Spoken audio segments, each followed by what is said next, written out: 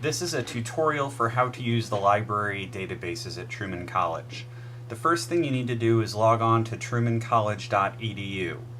Then you're going to scroll down under the quick links and go to L for library and click library. Once you click library, the library homepage will appear. If you are off campus, you are going to click on online databases and it will ask you to log in. If you are on campus, it will simply log you in without a username and password. Your username and password is the same that you use for Blackboard and my.ccc.edu.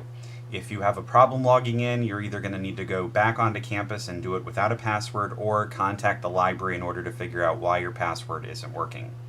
So once you click on library databases, you'll see ProQuest, EBSCO, the top two which we're going to be using in class. You can also scroll down and see Gale Virtual Reference Library, which we'll be using, and Encyclopedia Britannica Online. Let's start by going to Encyclopedia Britannica Online. Once you click on this, a new window will appear in which you'll be able to see Encyclopedia Britannica once you log in.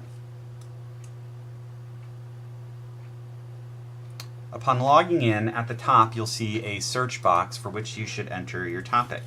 If your topic is Mardi Gras, it will come up with suggested listings for you, in which case you could just simply hit go. You'll see the first entry is for Mardi Gras, the Carnival, and once I click it, I will get the article that I'm looking for in terms of definition of what Mardi Gras is. There are also information in different other Britannica sites listed here in the form of links. To send your articles to yourself, the easiest way for you to do it, as mentioned in class, is to email the article to yourself and then print a copy. If you went into Gale Virtual Reference Library, you would also be finding encyclopedias. Unlike Encyclopedia Britannica, which offers you one encyclopedia under the name of Britannica, Gale Virtual Reference Library houses a variety of encyclopedias that will enable you to find research on a variety of topics. Let's once again enter Mardi Gras and hit search. You'll see in this case we have several entries for Mardi Gras, but they come from different encyclopedias. In this case we have the Encyclopedia of African American Society, Mardi Gras from the Dictionary of American History, and Mardi Gras from Holidays, Festivals, and Celebrations of the World Dictionary. All of these would count as different sources because they come from other encyclopedias that are different. If you use an entry from Encyclopedia Britannica on Mardi Gras, and you also find an entry from the same encyclopedia on Shrove Tuesday, an aspect of Mardi Gras, that would be considered one source because it all comes from Encyclopedia Britannica. If you're using Gale Virtual Reference Library and you have three different encyclopedias, as you see highlighted here, those would count as three different sources. Remember, encyclopedias are able to go back a little further than periodicals like newspapers and magazines because these are not updated every single year or every single day, such as newspaper stories and magazine stories. Once you click on the entry that you like, the full text will come up and you will be able to read and find interesting information on your topic. Again, if you scroll up to the top, it will give you the option to email this, and I would suggest emailing it to your non-City College email account, since you are more likely to access your Yahoo, Gmail, or Hotmail accounts, and because sometimes the library or the school's email system is sometimes shut down for maintenance, we want to make it so that you have access to it at any time during the day.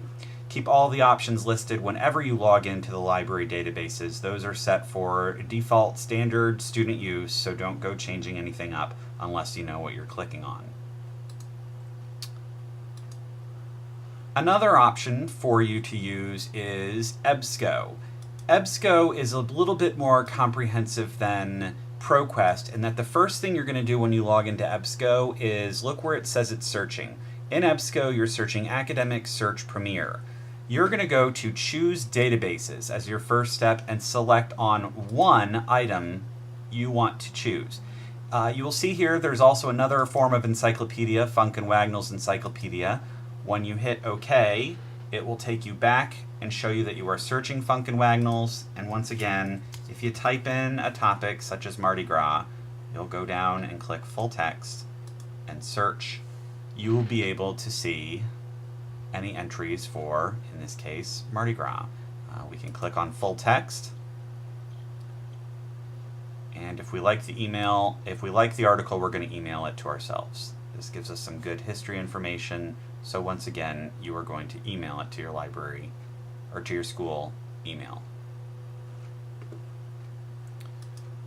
Moving back through the databases, if we go back in, we're going to want to look at a variety of these. Academic Search Premier should be one of your later attempts. Don't start with Academic Search Premier, even though it's listed as the default. This is going to get you a lot of professional magazines and journals that will be hard for you to read because they're written for scientists or nursing professionals. My advice to you is to start with Newspaper Source. Newspaper Source is going to be everyday newspapers and magazines and journals that you're going to want to use. The other options for you are Consumer Health Source Consumer Edition. If you click over the bubbles listed there, it will tell you what each of these items is. Eric, for example, will tell you that it is 1.3 million records and links to 323,000 full-text documents. Newspaper Source is probably your best bet, as well as Funk and Wagnalls, Health Source Consumer, Consumer Health Complete, just to name a few of these most promising databases. Now remember, don't do all four at once. You're going to want to do one at a time because it's going to allow you to have easier ability to search all the results, especially if you have a topic that has sizable number of articles. You'll be able to know which databases you've searched and which keywords you've used. Let's switch to Newspaper Source just to give you an idea. Notice we've deselected all of them. We've only selected Newspaper Source, and let's type in something such as diabetes. We need to make sure we hit full text so that we get full text articles, and when we hit search, it's going to tell us how many we have. 26,248 articles. We can either select our dates here, narrowing it down to the past few years, and hitting update,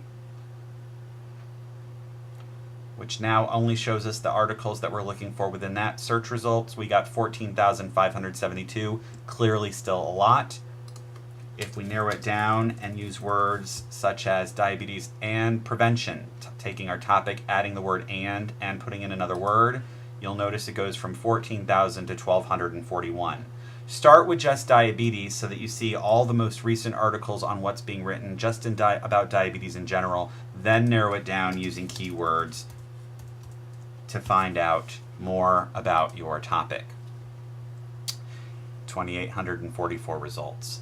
Now, moving back to, let's say Newspaper Source again, we'll use Newspaper Source, and when we search Newspaper Source, not only can we type in our topic as well as hit full text, but we can also limit it here right at the start by saying we want everything from June, let's say 2007, this will be the last 4 years, to present October 2010, and it will do the work for us before going in and having to narrow down the dates. It's all on the same page, which gets us down to that 14,572.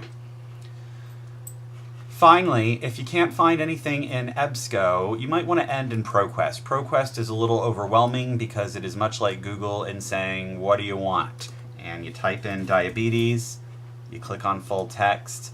We won't narrow dates down because ProQuest is going to narrow it down by the newest dates through the last that it has over the years. So the most recent is going to pop up on top. As you can see here, it is not even October 3rd yet, and we still have sources. But you'll notice there's 115,000 articles. That's way too many for you to search. You can break it down by just looking at magazines by clicking on the magazines link.